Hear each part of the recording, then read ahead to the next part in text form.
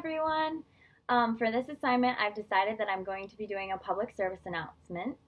It will be composed of two different components, a self-evaluation using the strengths perspective, followed by a few examples, as well as components or concepts that I've learned throughout the semester. As a future social worker, I learned that it's very important to notice a person's strengths rather than their weaknesses. So a few of the strengths that I picked out for myself are outgoing personality. I'm very outgoing, talkative, and I love to get to know new people.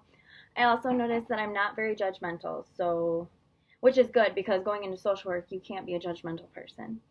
Um, I definitely don't think that I'm better than anyone, nor do I think that anyone's better than me. I think that we're all created equally, which I think will help benefit me when I do get into the social work program.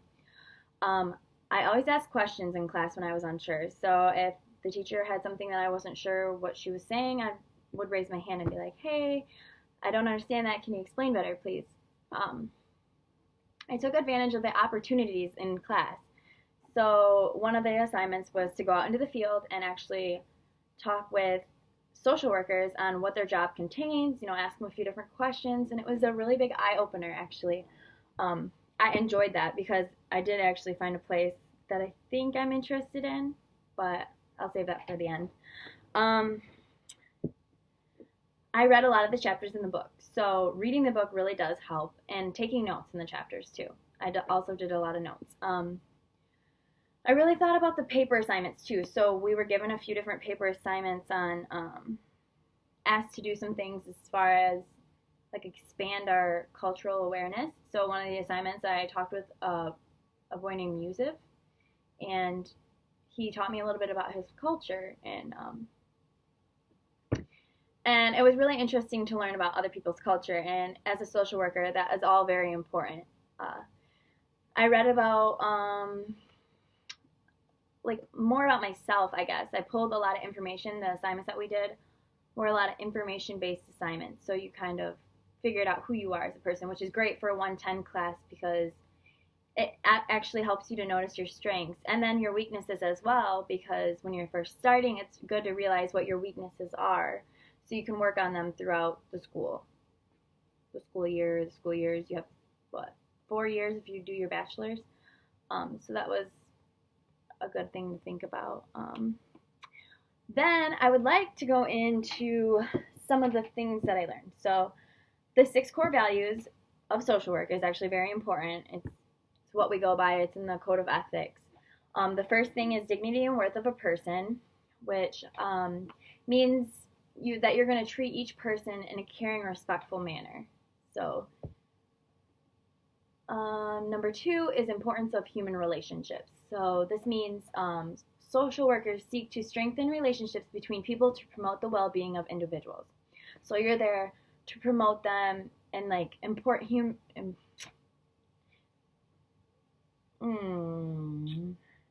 promote human interaction and relationships together. You want things to go well.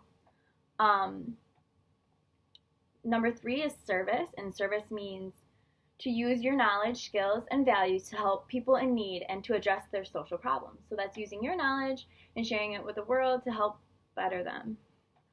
Competence is the ability to do something successfully. So as a social worker, we need to always strive to be better. And we can do this by, taking classes and just keeping up with the dates and the times. Times change always. So it's really beneficial for you to keep up with the time change, as well as new things getting invented. I know with technology now, the social work code of ethics is getting revised, and it's going to have a lot to do with technology because technology is so important now. And integrity is number 5. And social workers must behave in a trustworthy manner. They must keep confidentiality for their patients. They need to build rapport and let their clients know that they can trust them, which is really important because as a social worker, you're there to help your client, and if they can't trust you, they're not going to open up about the things that are actually bothering them. So we need to make sure that we are telling them they can trust us, and it might take some time for clients that have been hurt, that have a harder time opening up to you, but as long as you keep working on the integrity and building rapport with them, you should be good.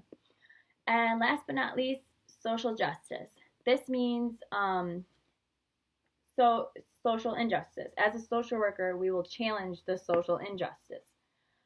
Um, it's our job to make sure everyone is treated equally, which I personally, I grew up with the personal belief that everyone is equal.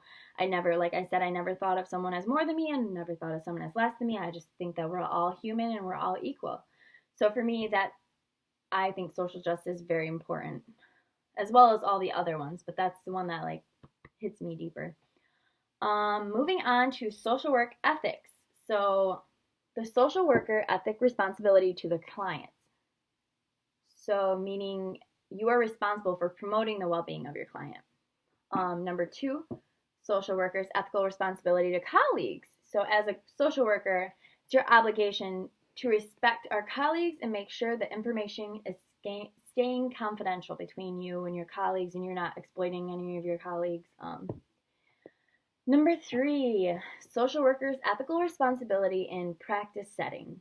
So by this we mean we are responsible for supervision and consultation, our education, our training. This is like keeping up on your knowledge, making sure you're doing the best for your client in the practice setting. Number 4 is social workers' ethical responsibility as a professional. So as professionals, we have a responsibility. It's your job to accept responsibility for your actions. So when you do mess up, it doesn't hurt to say I'm sorry and to recognize that you know that you weren't right and to fix it. 5 is social workers' ethical responsibility in the social work profession. So in the profession, social workers should work towards the maintenance and promotion of high standards of practice. We should work to advance in all areas, and we should monitor and evaluate our policies. So not only are you going to follow those policies at the company that you work for, but you're also going to want to like notice if there's anything that you can maybe help to change to better it in some way. So number 6 is the social worker's ethical responsibility to the broader society. So like overall, the general broader area of the social work's responsibility. We want to be, this is like the general welfare. This is kind of like related to social justice in a way. It's kind of the macro responsibility because we are working with like the whole overall population of America. Moving on from that, those were there were 6 social work ethics. And there's 3 levels of social work that I learned about. So there's micro, meso, and macro levels.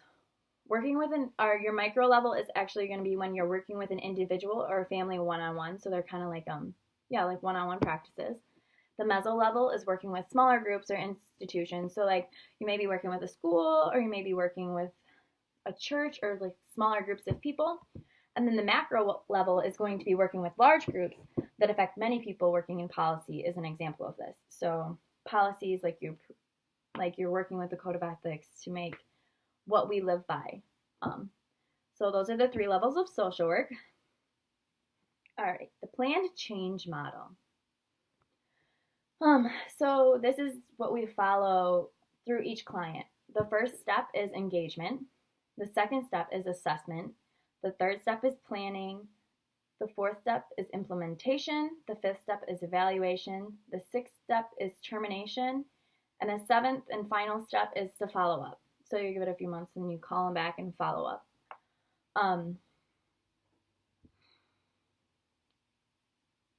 The generalist practice. What is that? The generalist practice is when we focus on an individual's well-being and the well-being of the society as a whole. Generalist practice use prevention and intervention methods in their practice. So you're kind of like a generalist and you use like different approaches, I guess you could say. Social work setting. So this one is social work setting includes, so there's different settings that a social work can work in. A few of them are like mental health clinics, school, child welfare, human services, agencies, hospitals, corporations, and private practice settings. There is many different settings a social work could work in, and that's one of the reasons that I chose social work was because I was actually unsure for a while and I didn't know where I wanted to go. And social work is a good, I thought it was good for me because it gives me options. Like, I really wanted to be a teacher, but then I didn't know if that's something I would like forever. um, so I decided that social work would be best because I can work in a school, but I can work in a hospital, I can work in a counseling center. Like, I'm not stuck to one spot, and that's why I thought social work was really fit me. Working with diverse groups is also a big thing that social workers deal with. We work with many different people.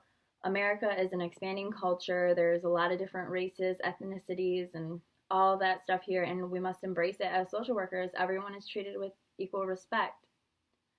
Um, so, as social workers, you will be working with a lot of diverse groups. Dynamics of intimate and partner violence. Well, it can be very hard to deal with violence in any way, shape, or form because a lot of people don't see it from the perpetrator's perspective. It's a hard time, or I personally have a hard time understanding why someone would hurt someone else out of anger, I guess. But it does happen, and it's something you will deal with a lot as social worker, and it's best if you can prepare yourself as much as possible. Learning about partner violence, asking questions, doing whatever you can to mentally prepare yourself. And it's very important that you create like a mental place for you to go when you're having a rough day. Like, you need somewhere to go and relax. With all this being said, I have decided that I would like to work with kids, and the best place that I could see myself working is with juveniles. I would like to work with juveniles so I can help them get back on track. And I don't really know how I'm going to do that, but I'm very good with my words and I'm very persuasive. I always was told growing up that I should be a lawyer, but that's a lot of schooling and a lot of hard work. But social work, I think I can be very persuasive with the younger population. So I think I would like to start with that, and then maybe if I burn out in that area, then I would like to move into counseling, maybe couples counseling or just anyone. Like, I know deep down inside that helping people is what I'm here for. So with anything involving social work, I think I'm on the right track. So I'm going to definitely start in the juvenile field and then probably work my way into counseling at some point. But thank you guys for listening to my public service announcement, and good luck!